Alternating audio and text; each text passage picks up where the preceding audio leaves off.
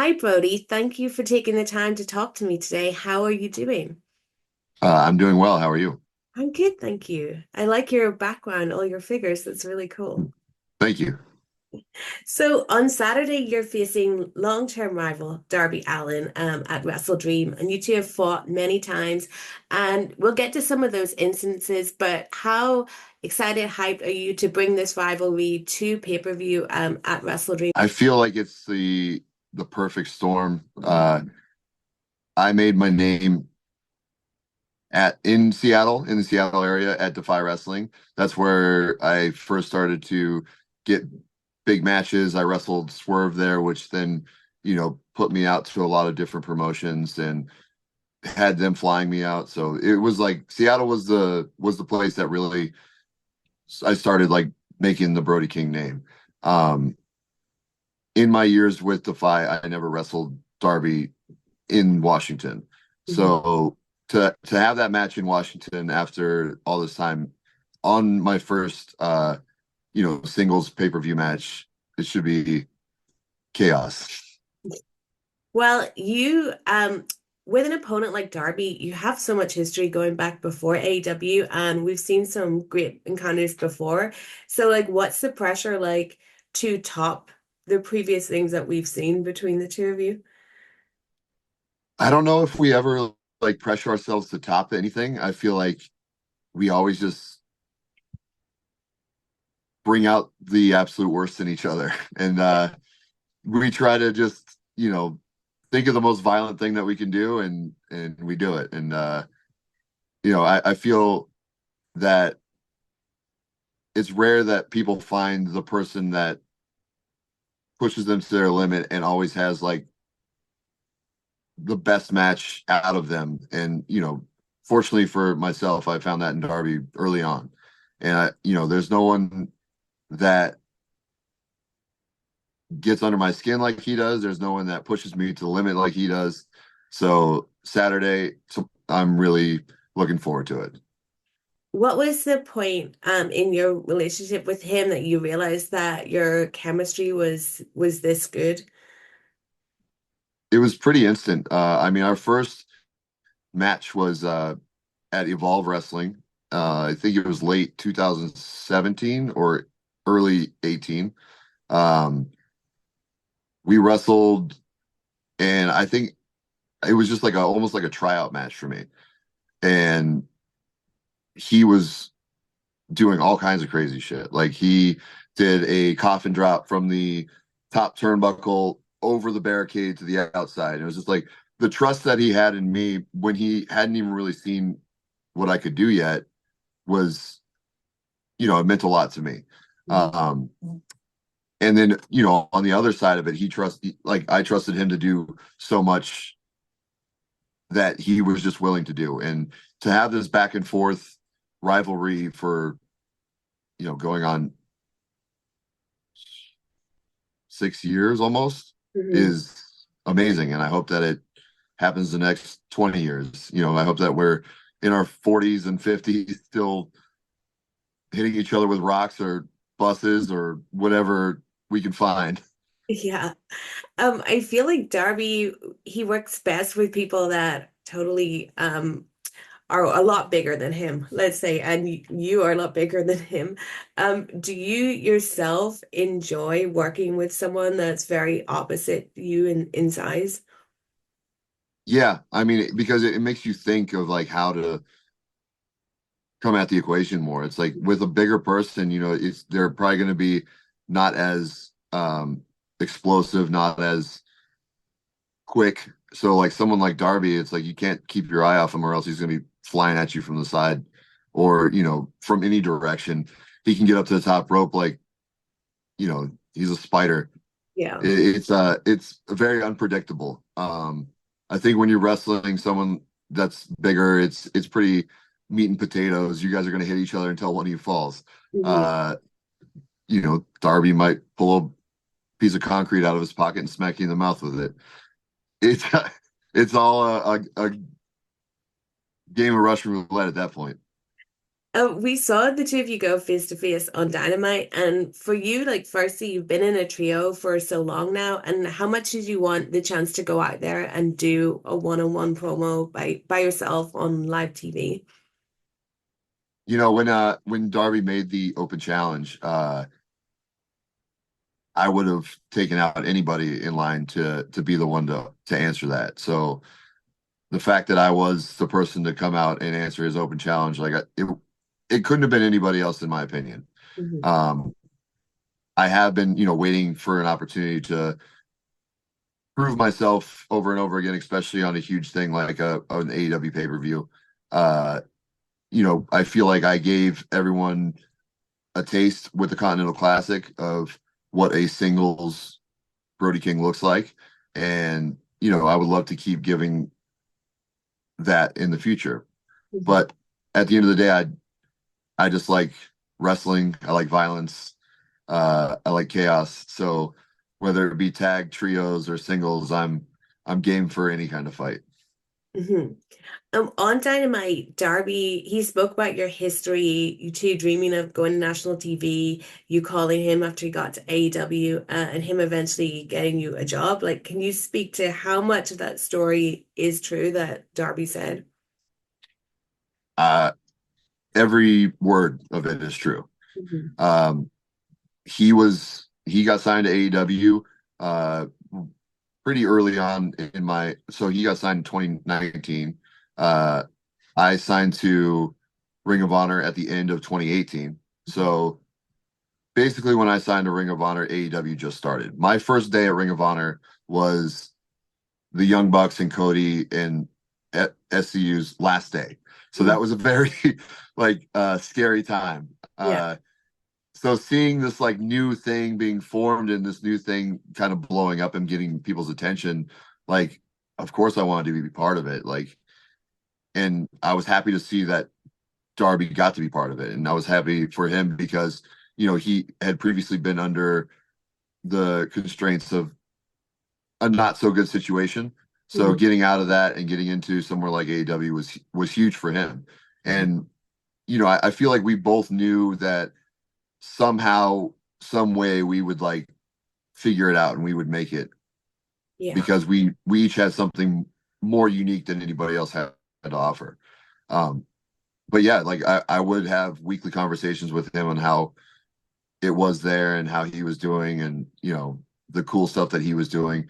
And the second that Ring of Honor Sinclair Broadcasting closed its doors for Ring of Honor before Tony bought it, literally the day after I got fired or let go or whatever you want to call it, Hmm. um, he texted me Tony's number and he said, "Hey, Tony's expecting a call from you." And then it was like the rest was kind of up to me.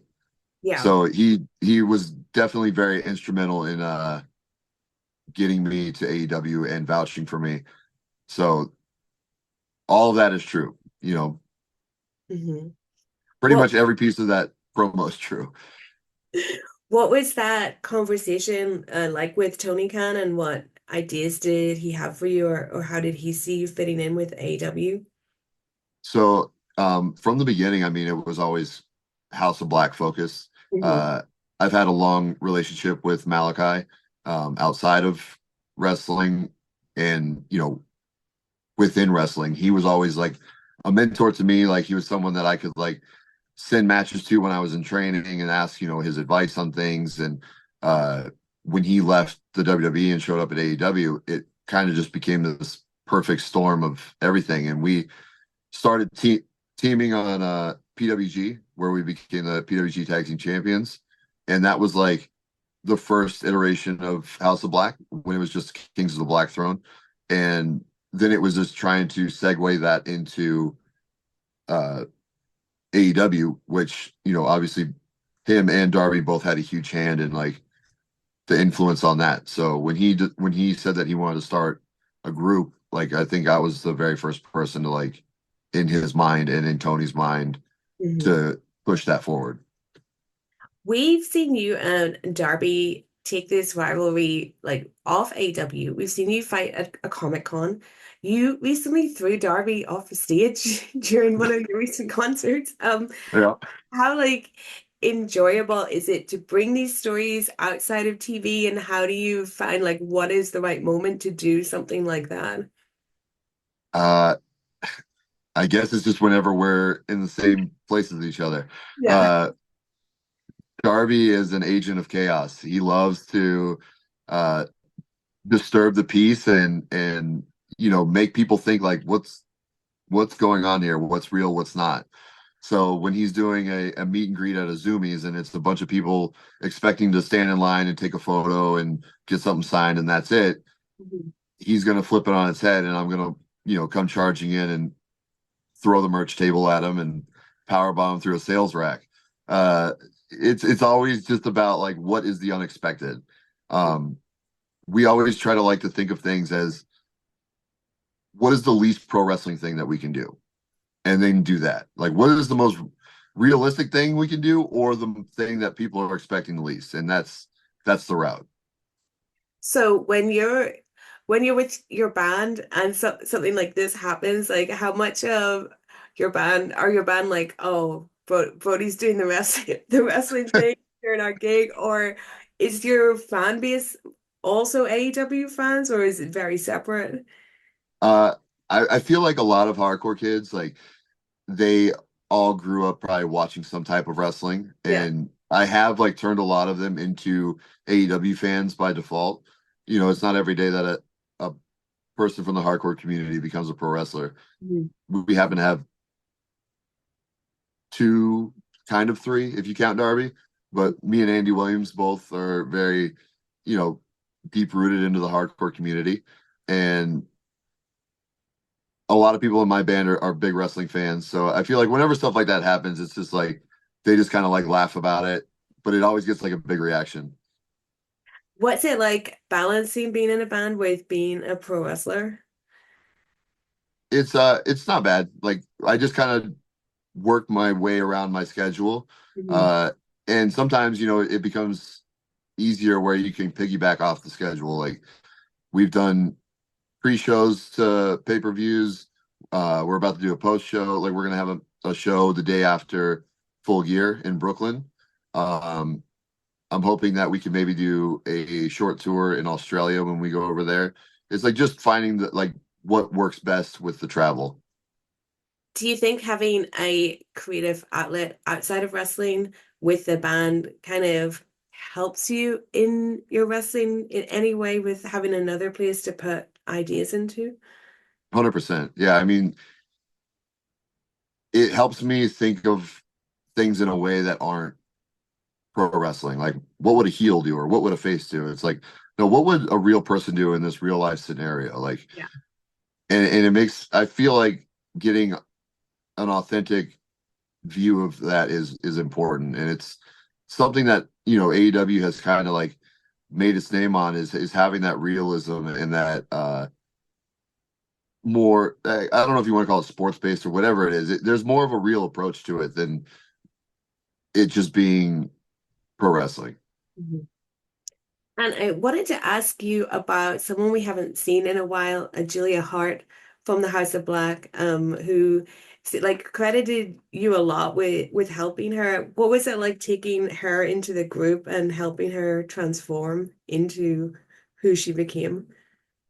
I mean, Julia was this little cheerleader girl when we met her, and she had an idea and she approached Malachi and was like, "Hey, I have this idea. What do you think about it?" And Malachi was like, "Hey, well, why don't you cut some promos? Why don't you, develop the character and then bring it back to me and then we'll talk about it." And that's what she did. She went to work. She came up with multiple promos. She took time on her own to like go book time with the people shooting the promos and really develop this character of Julia Hart. And she would ask me, questions on why this or why that. Uh, I started training with her as well, and just trying to bring out a different side of her that wasn't the bubbly cheerleader. And she took to everything like a sponge, and she always does. Uh, I feel like character wise and personality wise, she is so far advanced from her years in wrestling and her age. I mean, she's only 22 years old, and she's got the whole world ahead of her, and she's already got a big step up on it. Were you guys like shocked when she came to you wanting to be a part of your group and do such a drastic change? Um, I don't know if it's shocked is more. It was like it was definitely surprising. Yeah, But it takes a lot of guts to like go up to three scary grown men that you don't know, and you're just like, hey, I have this idea. What do you think? And yeah. but it's like that's the kind of hunger and the kind of drive that we need out of young people at AEW is like to take that chance, to take that risk, and like I don't even know if we didn't even have like approval from Tony that this was going to happen. It was like, hey, let's kind of make everything and then present it. And Mhm. then once it was presented, it was like, okay, well, this looks cool. And she's become basically I always call her my wrestling daughter. Like we go out to dinner once a week, me and my wife and her husband. And whenever she has questions about wrestling or needs advice, like we're always here to do that. Uh, we've taken her, shopping to where like she picked up the hat and she was like, "Hey, I think this is cool." I was like, "You're buying the hat," and we bought her the hat, and It's the amazing. rest is history. Yeah, Do you expect we'll see her back soon? Is she doing okay?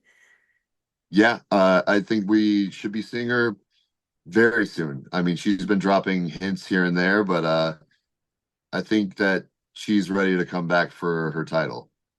That's very good to hear. And finally, I need to ask, since he's retired now, what was it like being someone that got to get in the ring with Sting during his time in AEW? Man, that was like Sting is everything that you could hope to be when you've been in the wrestling business for as long as he did. Hmm. Um, he's kind to everybody. He wants to give advice to everybody. He's so giving as a person.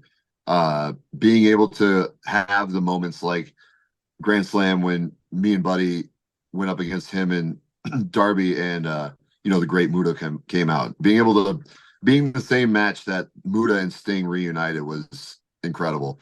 Um, there was multiple times that I'll look fondly on my time with Sting and the stuff that he passed down to me. It's like there's Galactus in the background and he's holding a Sting bat. It's a bat that Sting signed and gave to me like on his last day, and that's like That's awesome. he's just a great human. Mhm. Well, thank you so much for talking to me, Brody. I really appreciate it. And good luck in your match on Saturday. I'm really excited to see it. Thank you so much.